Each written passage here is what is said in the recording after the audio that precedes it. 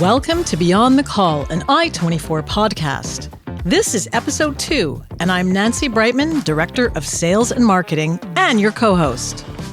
Today, we'll be deep diving into a fascinating subject with your host, Gary Blair, President and Chief Engagement Officer at I-24. Ever experience ageism in the workplace? People think you're too young or too old to be hired to do your job well? A form of discrimination that's rampant throughout businesses today. We'll talk about how I-24's culture rejects ageism at all levels. You'll meet our guests and hear about their experiences with ageism. And now it's time to introduce Gary Blair, President and Chief Engagement Officer at I-24. Hey, Gary. Hey, Nance. I think this is a topic that doesn't get discussed enough. Your grandmother started I-24 at 64 years old, so you could say that age diversity existed from the very beginning of I-24's launch. Could you talk about that a little bit? How I-24 employees are both older and younger? Yeah, I sure can. It's a funny thing about my grandmother starting the business at 64. She had worked in the trade for probably 30 years or so, and at one point in time, a friend of hers had said at 64 years old, "Oh, Florence, next year you're 65. You'll be able to collect pension. You'll be able to put your feet up. You work so hard, et cetera, et cetera. Enjoy your reward." And my grandmother was like, "Oh my God, I'm 64. Like, I still feel so young on the inside. And so I'm not about to kind of, turn myself off." And she was really high energy, something that my dad inherited from her and I inherited from both of them. And long story short, she worked up until her 80th birthday. She retired on her 80th birthday. And so I used to think, I was 50 years younger than my grandmother. So I used to think of her as being so old when I was young. And I remember when I was 59 and about to turn 60, and I was like, whoa, 60, like that whole decade turn thing that we always freak out about. And then I was thinking, oh my gosh, I'm still younger than my grandmother was when she started the business. And I started to think, wow, I'm about to turn 60. 64 really doesn't sound that old anymore. So age and the difference between ages and working very closely with my grandmother for the first, 15 or so years of my career, I got the opportunity from a very young start to really develop a sensibility towards how different people in different generations approach different things. Well, that's a perfect segue to what I wanted to talk to you about, because something very adjacent to that is how the different generations think. I mean, we have younger people at I-24. We have people that are a little bit older. And I'm really curious about what are the generational reality factors at I-24, particularly when it comes to technology. How does that play in?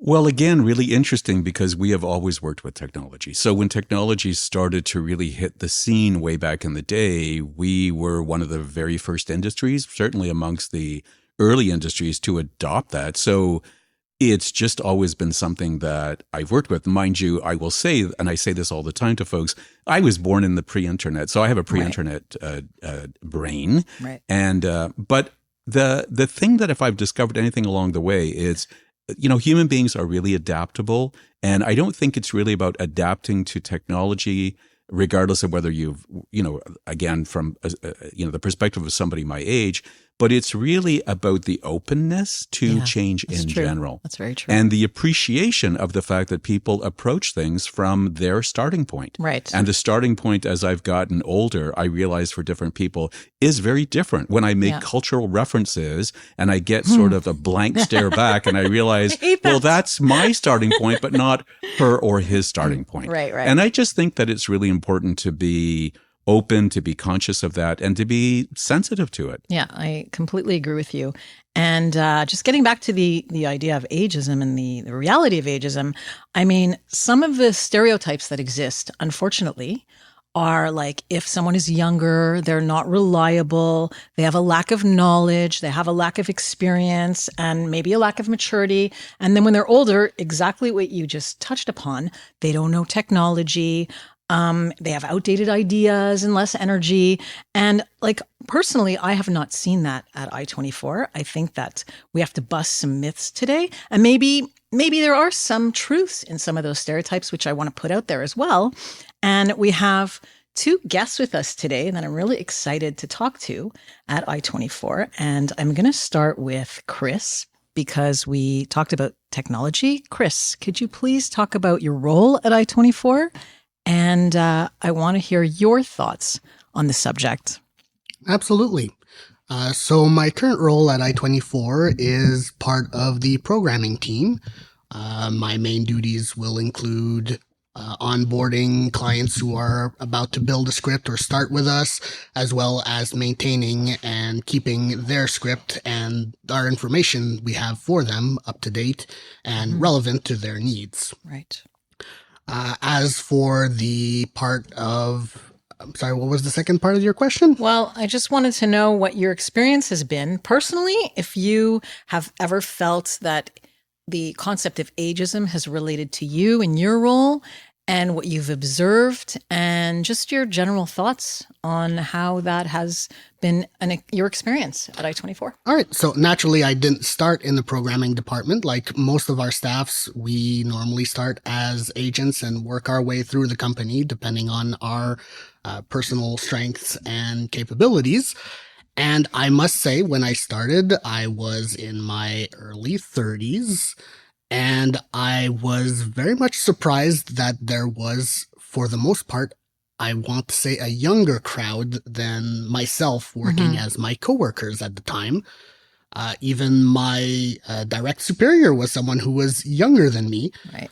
I know that for a lot of people, there's always that it's harder to respect or to follow someone who's younger. But honestly, the staff that we've had at the time was always competent to the point where age was never an issue. It was never a problem, or I never saw it as either a gate or anything that would prevent me from being able to do my job or them being able to do theirs competently. Wow. So did you ever, that's very thoughtful. Thank you. Did you ever feel that anybody had any attitudes towards you because you were a young guy coming into the company?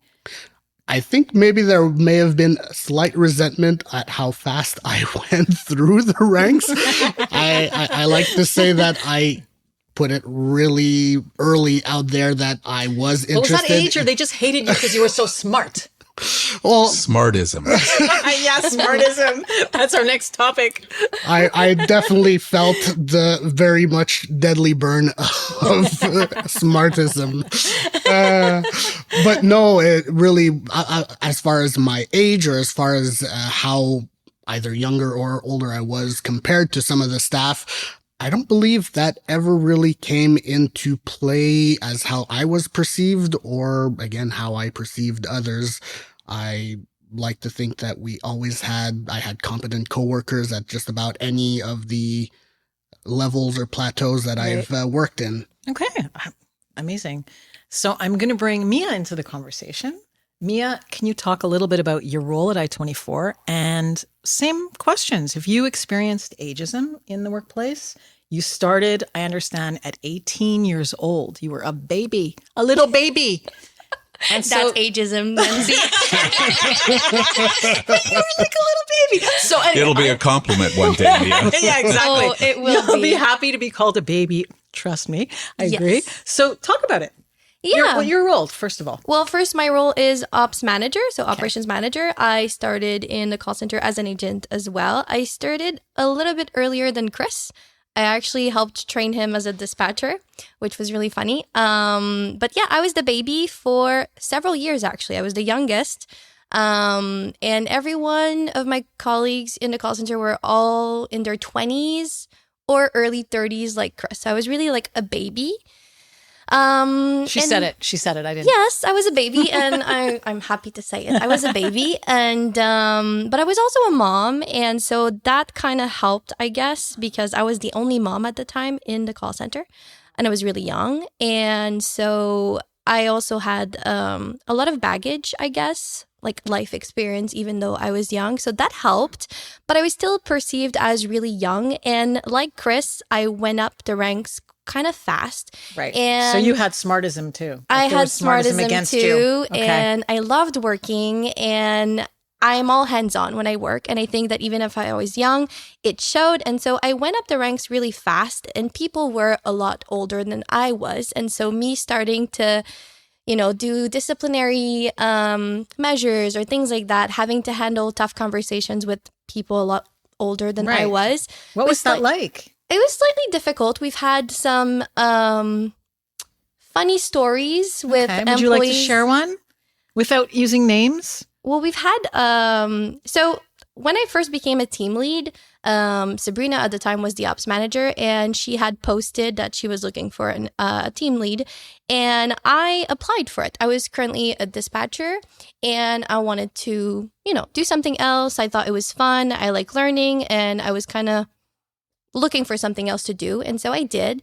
But I didn't know that a lot of other people had applied for the position and they did not get it. So I got it right away. And at first, nobody said anything.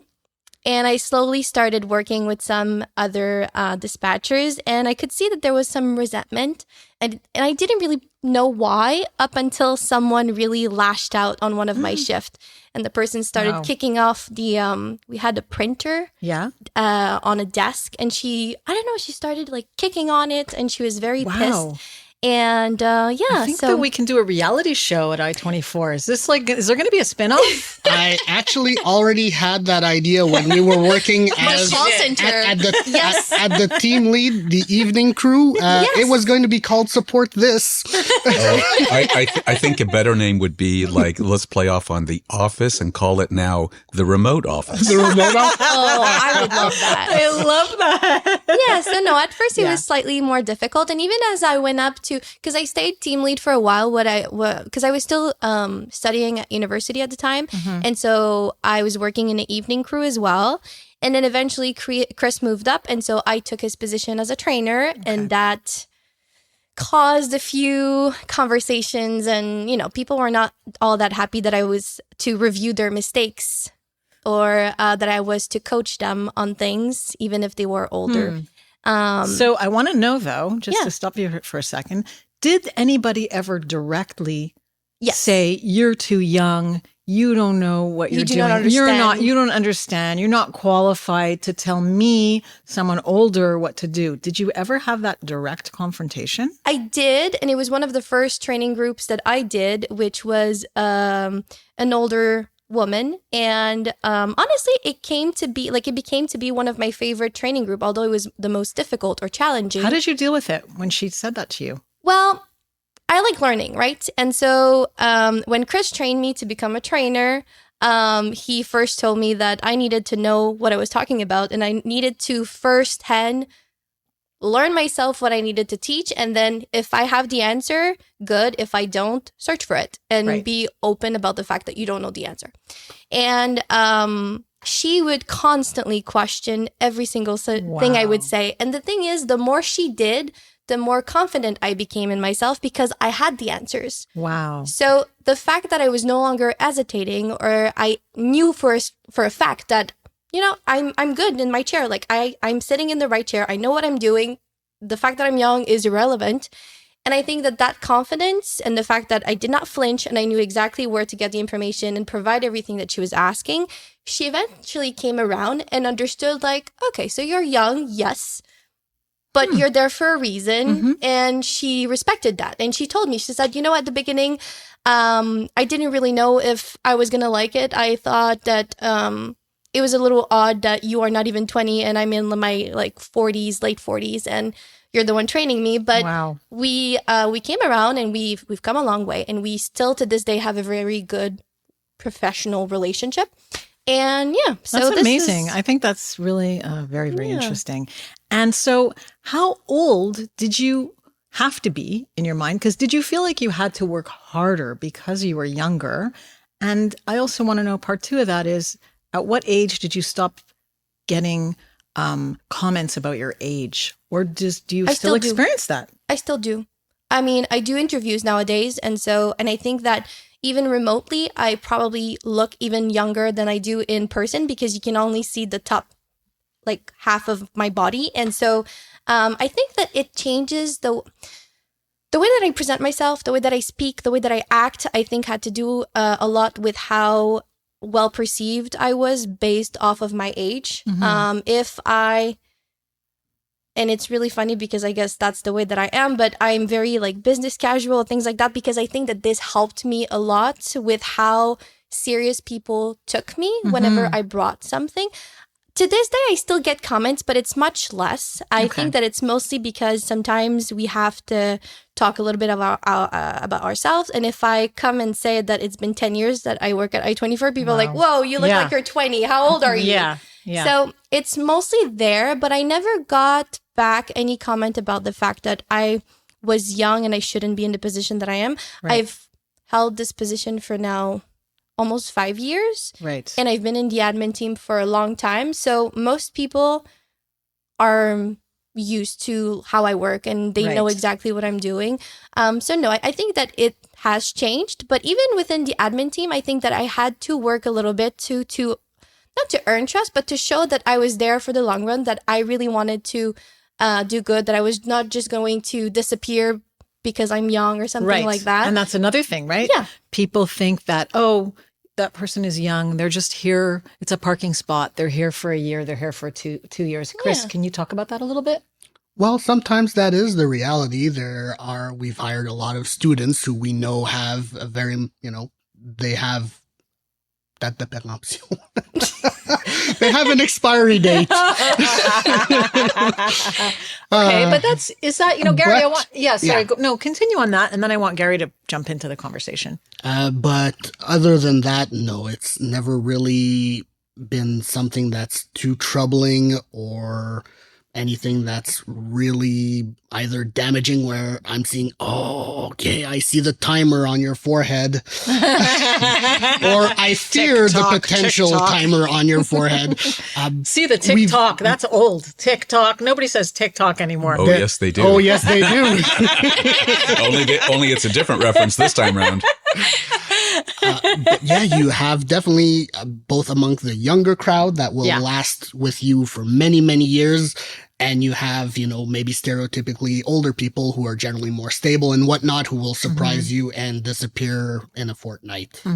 Honestly, there are stereotypes. They do exist for a certain reason because they have validity. Right. But we normally are very good and careful about hiring. I think we hire, I believe in the last episode we mentioned hire slow, fire quick. We did. Yeah.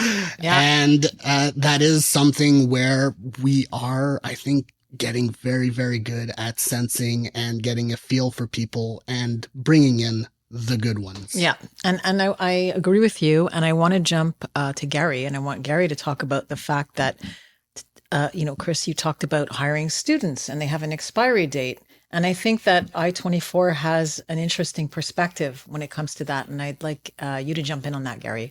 Yeah, sure. So we operate a business, for our listeners that don't know, 24 hours a day, 7 days a week. We have been open for business for the last 55 years, never closed for 1 minute. And so invariably we have different, sort of a different perspective for different employees who are looking to work for us. Those that are looking for a solid full-time position, those that are looking for a solid part-time position. Right. Students who are looking for work to supplement their income while they're in school, pay possibly for their school fees, whatever, living expenses and so forth. And the nice thing for them about the position itself is that we operate 24/7. Right. So there is a lot of flexibility in terms of the hours they're available to work and the hours that we actually need people to work for us. So that's really accommodating for them. It's great for the company as well because, of course, we have to find people to slot in to the days off that people have. So if you have a full-time position, which is, say, 8 to 4, there's going to be 2 days of the week out of a 7-day week where you're going to have a person who works full-time not there, obviously. It's called the weekend. And and the weekend in our business can be Saturday, Sunday. It can be Tuesday, Wednesday. It can be Monday, Friday. It can be whatever it is. Depends upon the requirements of the center itself, and then of course the availability of staff. So students are able to fill in the odd shifts and so forth to replace. And during times like holidays, the Christmas break, spring break, summer holidays, if they're a student who we try and hire the younger students so that we have them for, say, 2 years, 3 years, until they graduate and move on to their field of expertise. And in the summer months, when most of our regular full-time, solid team players are on holidays in the center, we have full-time replacements for them because we have students who are no longer only working, say, 2 shifts a week. They're now working 5 shifts a week. So it's a relationship that works really well both ways. And I'll say this about students also, is that they generally are really easy to train. They're young, they're open-minded. Those that are in university are obviously sort of interested in learning, and learning is a great deal. They don't have career baggage. They don't have career baggage, exactly. Yeah. And it's really cool to watch them as they go through learning what we do. They're really, I want to make sure that we understand, or that the listeners understand, they're really participatory members of our team. Yes. These are not just fillers. Yeah. These are people that they're really, really good at what they do, and they don't tire as easily. They're young, they have that youthful energy, that sort of thing, and so forth. And so it's something that works really, really, really well for us. Right. So, there is that reality, because we're talking about ageism. We're talking about the aspect of discrimination, but let's be honest, there is a reality to a 20-year-old, and that they can pull maybe more shifts, longer shifts than somebody in their 40s or 50s. And I think it's okay, I think, to acknowledge those realities, those physical realities. True enough, Nancy, but that is a generalization. And I say this with all due respect, in the sense that if I've learned anything over all the years that I've worked, is judge people who by who they are as an individual, what their skill sets are, what their energy level is. Sometimes students will say, I can't, I got, I'm maxed out. I've got studies. I've got this, I've got that. And I've got older people who would gladly step up and say, oh, you need an extra shift. Let me take it. Right. It's, whether it's technologically driven, whether it's energetically driven, whatever it is, people are who they are, and everybody's an individual, and you really need to look at them in that way. You started today's podcast by talking about, the general, idea sometimes that younger people are not as stable, or, they're not as whatever. And I have to tell you that working as long as I have, I worked with those people back in the day. Yeah. Also, so it's not the millennial generation. It's not the Gen Z generation. It's generational, but it is more who the individuals within any generation are. You know what? I think that's such an interesting point, because I don't want to be judged for my age. I'm I'm sorry. We missed that, Nancy. I didn't say anything. I have a lot of energy. As everybody who knows me knows, I have never ending energy, really. I don't know if I'd have energy to be an agent, though, to be honest. When I watch agents work, and one call after another, and after another. But I agree with you, Gary. At the end of the day, we are a super diverse team in every aspect. Age is one of them. Obviously, there are many more aspects of our diversity. And I want to talk a little bit about the benefits of diversity, and particularly on the leadership team, because the leadership team is comprised of several generations, right? Yes, multiple generations. Yep. I'm the youngest on the team. Okay, I was waiting for the laugh. I was like, guys, laugh. Guys. That's not delusional. That's the dream team. That's another discussion for another day. So talk a little bit about the diversity on the leadership team. We're talking about age, so we can talk about age, but let's talk about in general, the individuals, the age, the level of experience, life skills, technical skills. Can you address that a little bit? Yeah, absolutely. So we have 3 millennials who are on our leadership team. Our leadership team is composed of 6 people plus myself. Right. And I talk with a lot of business people, and I'm at a point in time, and life is always a transition. I'm in another transition in my own life. Part of the reason why we have the dynamic leadership team that we do is because I have full intentions of being more of a mentor and pursuing a couple of other interests now in my life that I'd like to. while I still can. And the discussion that I have with a lot of folks does sort of underpin the idea that this is a very relevant subject to be discussed more openly, because a lot of feedback I get from folks when I say that half of my leadership team are millennials is almost like, are you out of your mind? The idea that Mia just said, are they here to stay? Are they here? Again, it comes back to the same thing that I've always believed in since I was a young man. Right. And that is, who is the individual as opposed to what is any of the slots that they fit in, whether it's age, whether it's gender, whether it's whatever it is. It makes no difference. And I think that people that are completely engaged are people that are completely engaged. Yeah. And the common denominator of the leadership team is complete engagement. That is so good. And it's so true in our environment. It really is. And I would like you guys, the younger, to jump in and talk a little bit about what your perspective is and on the benefits, if you think there are any, of working with people that are a little bit older than you. If you see any connections there in terms of experience, are there that you don't have to, if you don't see them and they aren't there for you, by all means say it. But I'm curious on your perspective. Chris? I am one of those people who are blind to such things. Again, I come from a very IT-related background, and there is only one primary affix that anyone needs, and that's competence. Okay. Someone who knows what they need to do is someone who has my respect and someone who I can either emulate or learn from.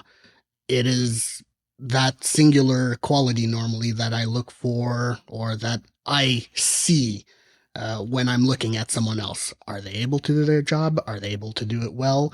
Are they able to do it, with either maybe a little different way or a little bit of a flair that's their own, but that is still very much competent. So you just see the person. You don't see I see competency. The age, you don't see the gender, you don't see anything. You see the person. I do see them, but they have absolutely no bearing on the scale of value in that particular sense to me. Amazing. Again, I am a nerd. I am an IT person. We only see the one thing. It works or it doesn't. Yeah? Any perspective on that? Well, I kind of do see it maybe a little bit more, especially in the recruitment part of I-24. So I do know that a lot of companies have some bias when it comes to ageism, especially with older folks or younger folks. And I think that there is a good side to having older employees and younger employees. And I think that it's good to remember that, especially in the call center environment. So older employees will usually be a lot more patient with callers. When you said like, oh, I don't think I could do that, like call after call. Yeah.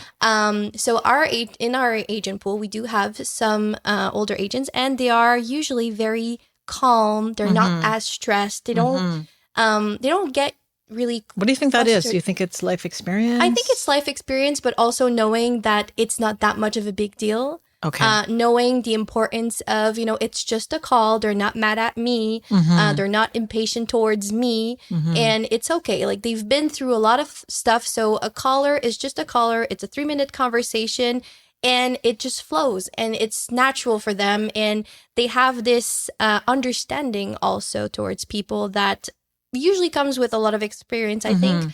And you can definitely hear it. We often talk about the wow factor and how your tone will affect a call. And I think that older employees have that very naturally.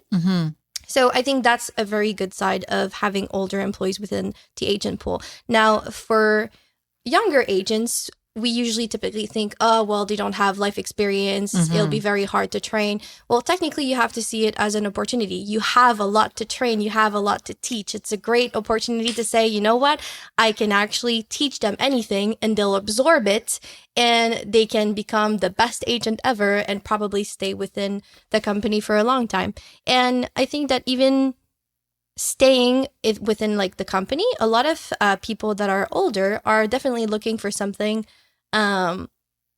just to finish, before retiring. They're looking for something not necessarily full-time. They want maybe 25, 30 hours a week, just something steady, like steady income, and they just want to chit-chat with people. They want to have a relationship with other folks, and I think that I-24 offers that. And we've had some really great employees that have stayed with us several years because of that. Wow. I love this conversation. I love it too. It's so great. And I mean, we unpacked a lot. Like, is there anything else to unpack on this subject? I mean, we talked about skills and attitudes and the reality at I-24. Have we left any stone unturned in this conversation? What's really interesting about this conversation as I sort of reflect on it as we're exchanging ideas and experiences and points of view is that having been in the role of managing a business for a lot of years now, at different levels for sure over time, but always in that position and sort of always trying to put all the pieces of the puzzle together, be that an HR puzzle, be that a technology puzzle, be that whatever it happens to be, is exactly the same idea of ageism. And that is that an organization like I-24 having team members from all the different generations now, and those generation gaps are becoming narrower and narrower, right? What used to be considered a generation was 25 years, and it became 20. Now it's down to like 10 or less.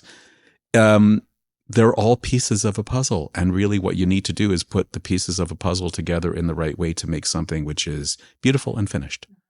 And I don't mean finished as in life is ever finished, but I mean finished as in you've got something that works together because you found the way to fit all the pieces nicely. And it's really much the same way when it comes to people. I used to think of it more in terms of skill sets. And now I think it in a broader sense also about multi-generational perspectives and the enrichment that that brings to any team. And so, there's an expression in business that says when two people or two guys or two women think exactly the same way, one of them is redundant. And that's the beauty about diversity is that it counteracts what becomes redundant.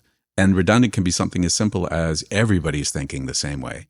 And how inefficient is that in terms of growing, moving, evolving, that sort of thing, which for me are things that I naturally desire, but they're things that bring a positive conclusion to any group that's brought together for any reason, as far as I can see. I love it. And I really think that everybody has so much to offer and bring to the table. Like when I've talked about this team a lot, and I just see such an incredible team. I keep repeating myself, and like people out there in like podcast land are going to think, like you're paying me extra to say this, but it's just really such a great team. And I love the fact that I feel I am relatively blind to anybody's age. I really do look at their personalities, their skills. I mean, maybe I'll look at something like maturity, but maturity isn't necessarily always about age, right? Like I look at you, Mia, I think you're incredibly mature. You have an amazing level of EQ and IQ. And I don't see age when I look at you. I look at you speaking and I hear you speaking. I look at you speaking in the leadership team meetings.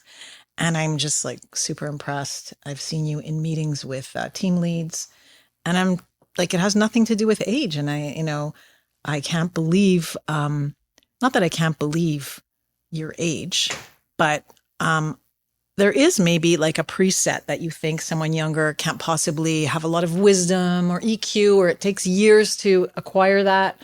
But I look around at our team and it's just a group of really incredible individuals. Have to 100% agree. Yeah. I think generalizations exist. Yeah. I mean, the word generalizations alone exists to explain a phenomenon. And the phenomenon is that a good part, if not the majority of people, are thinking similarly on one subject. Yeah. And I think that it's fair to say that somebody like Mia, who I agree with everything that you just said about her as an individual, is so impressive because she stands above a lot of people in her aura, right? Yeah. She has an aura. I'm sitting next to her. She has an aura. And we'll also, we do look at age. I mean, it's impossible. The blue top and all the colors bring out your aura. There you go.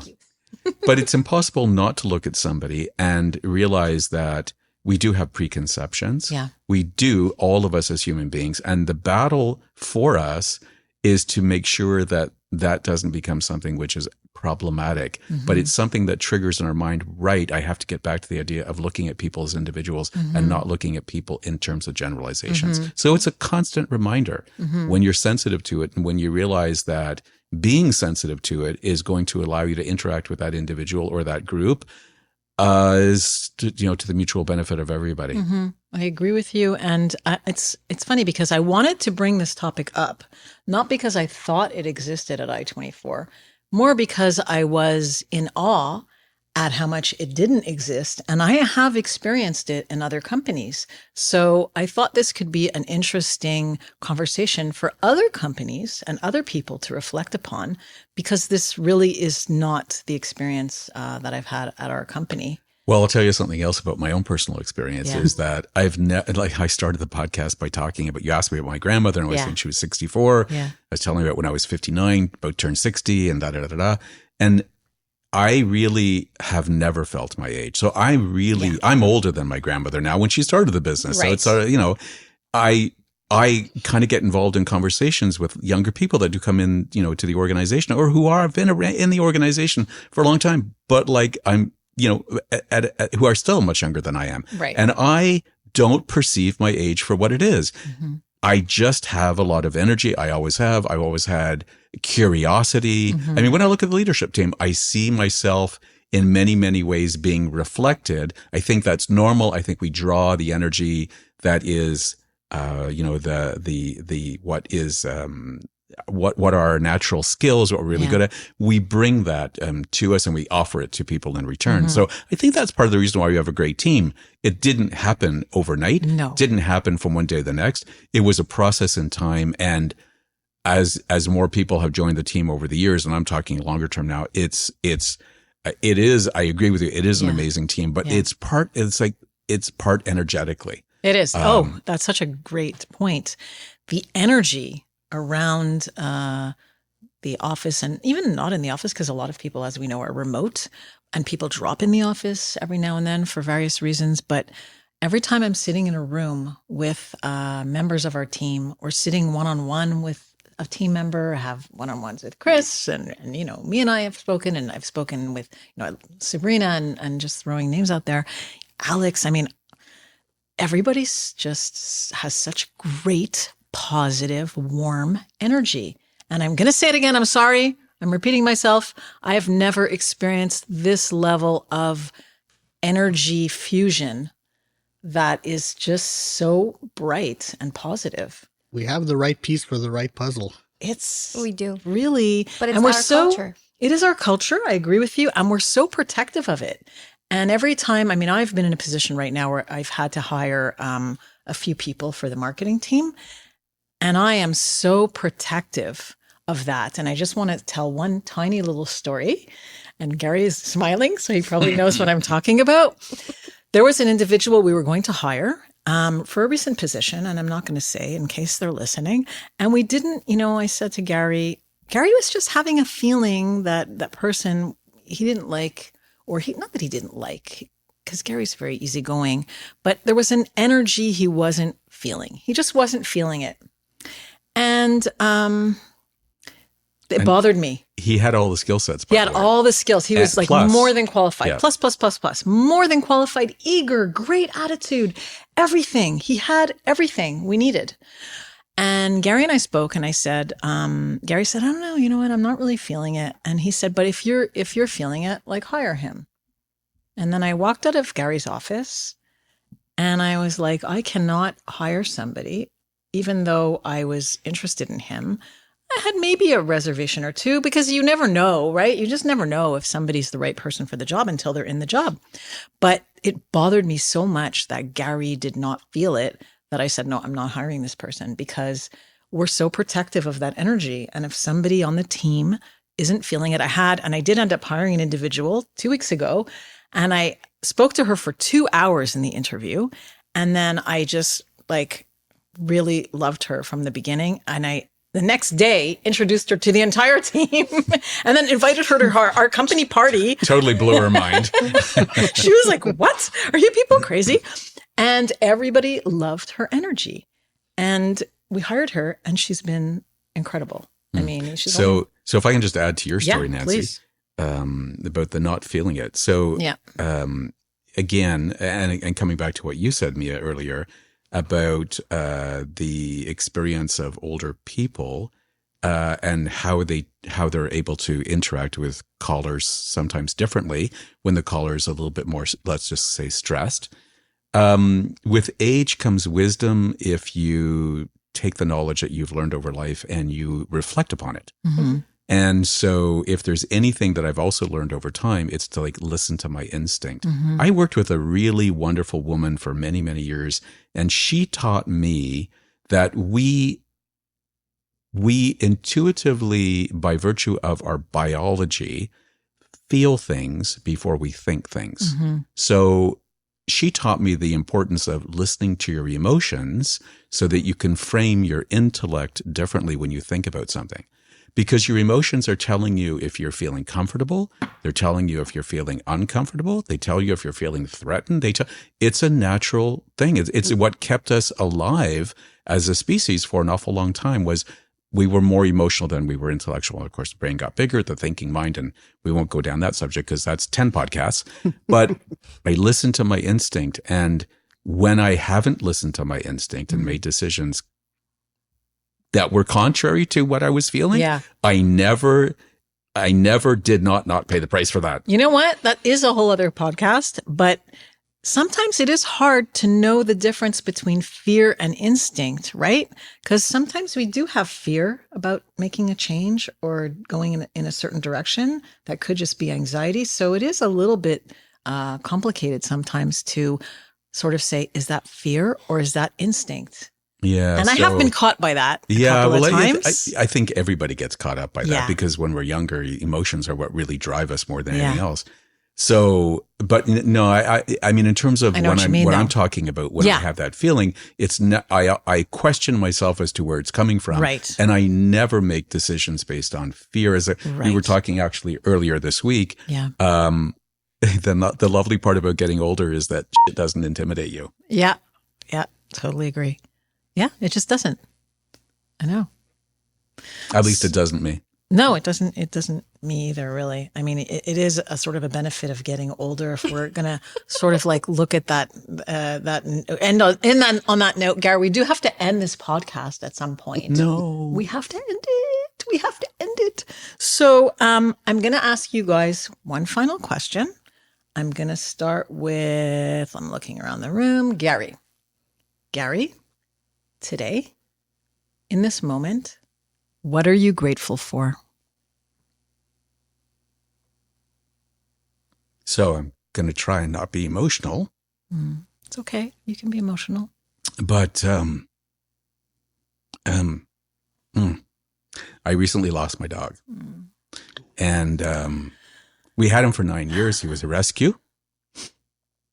The people that had him before us, it was a young family and they were really excited to get him and they were all gung-ho as young people are. And then they ended up having a third child and they found out that they had not enough time to really properly take care of him. So like, as I said in the obituary that I wrote for him, the notice that I put on Facebook, that was our lucky day. That was our lucky day because we had 9 really wonderful years. Sorry. No, and as sad as I am to talk about it, I wouldn't trade those 9 years for anything. Wow. Very grateful for them. Wow. It's really beautiful. That is. Thank you for sharing that. Mia, what are you grateful for today in this moment? I'm grateful to be able to learn in the position that I am.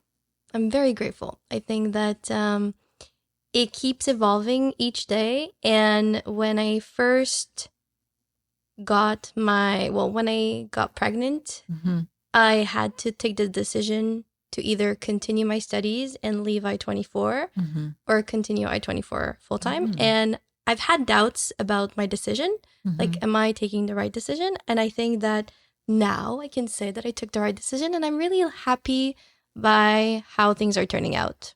So I'm grateful for that. Wow. That's really nice. Yeah. Gary, you have to ask me. And Nancy, what are you most grateful for today? Okay. So in this moment, I don't want to be like a copycat, but I am really, really grateful for the opportunity to work in such a beautiful, incredible company with beautiful people led by a beautiful person. And I truly am grateful for that.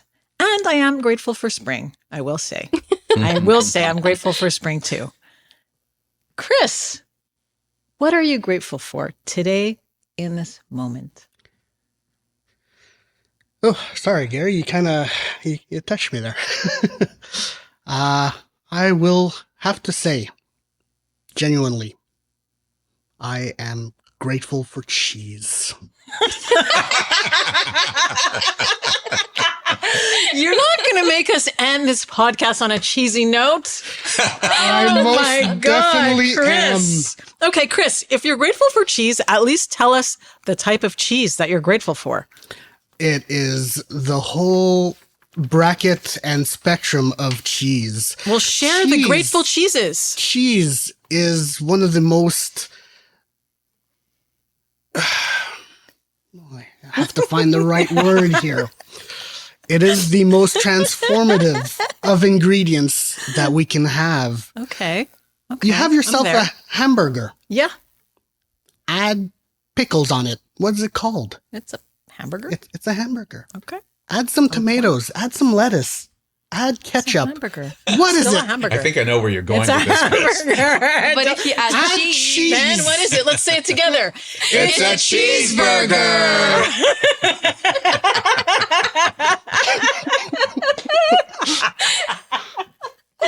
So And it's a cheeseburger no matter what type of cheese. it really is. All right, just give me 2 favorite cheeses, though, at least.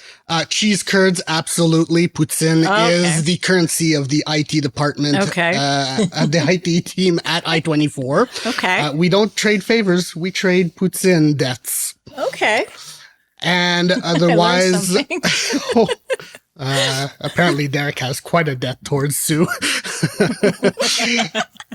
And otherwise, you just cannot go wrong with a good habanero jack. All right. Yeah, I agree. All right. Anybody? Gary, what's your favorite cheese? Oh my goodness! Wow.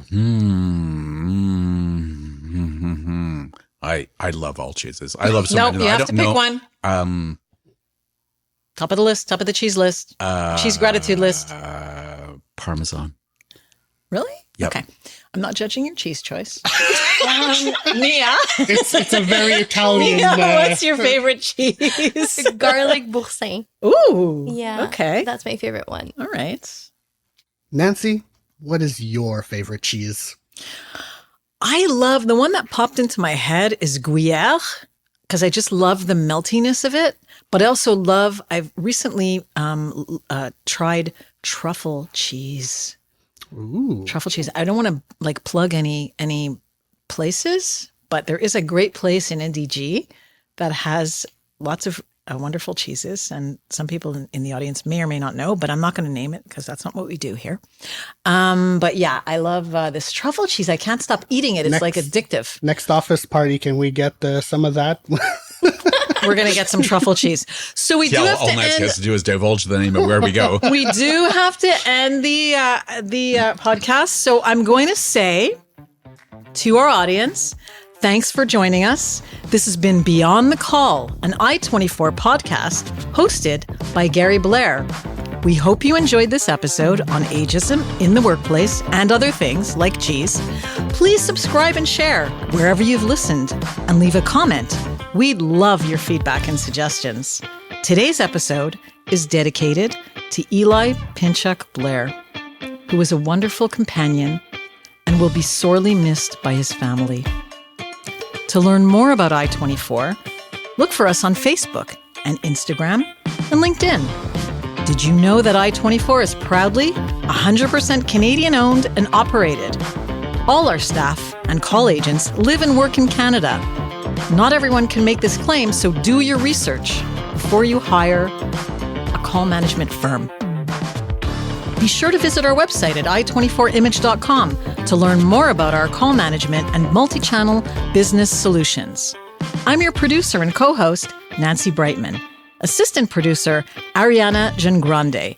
Technical production, Daniel Moskowitz. Until next month, bye! Canadian.